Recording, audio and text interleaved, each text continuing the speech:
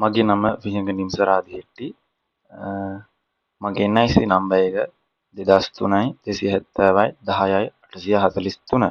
මේක තමයි eShop web application එකේ තියෙන 9 වෙනි වීඩියෝ එක. ඉතින් අපිට මේක කතා කරන්න තියෙන්නේ sign out process එක ගැන. ඉතින් අපි ඉස්සෙල්ලා මේකට sign in වෙලා ඊට පස්සේ බලමු sign out වෙලා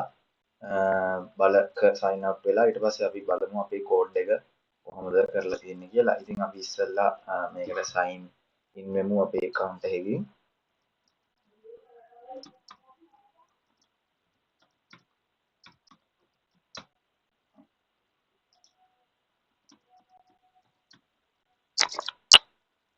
ඉතින් හරි අපි දැන් sign in වුණා. ඉතින් ඔයාලට බලා ගන්න පුළුවන් මේක තමයි අපේ home page එක. ඉතින් මෙතන උඩින් අපි දාලා තියෙනවා sign out කියලා බටන් එකක්. ඉතින් ඔයාලට බලා ගන්න පුළුවන්. එතනට cursor එක ගියාම cursor එක වෙනස් වෙනවා. ඉතින් අපි sign out වෙලා බලමු. sign out වුණාට පස්සේ මොනවා එකක්ද පෙන්වන්නේ කියලා. sign out එක ක්ලික් කරමු. අපි sign out එක ක්ලික් කරාට පස්සේ අපිට මෙතන පෙන්නනවා sign in or register කියලා. ඉතින් ඒ කියන්නේ අපි sign out වුණා. ඉතින් අපි මේක ක්ලික් කරලා බලමු sign in or register එක මොකක්ද වෙන්නේ කියලා.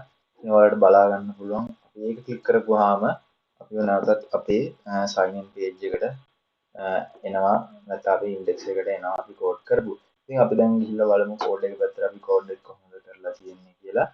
ඉතින් ඔයාලට බලා ගන්න පුළුවන් header එකේ තමයි අපි මේක කෝඩ් කරගත්ත අපේ sign out එක. ඉතින් ඔයාලට බලා ගන්න පුළුවන් session එකක් දාලා අපි හදාගෙන තියෙනවා. සෙට් කරගෙන තියෙනවා. මෙතනින් බලා ගන්නත් පුළුවන්. ඉතින් ඊට පස්සේ අපි මෙතන අපේ sign out function එක call කරගෙන තියෙනවා මම ටික් එකක් දාලා.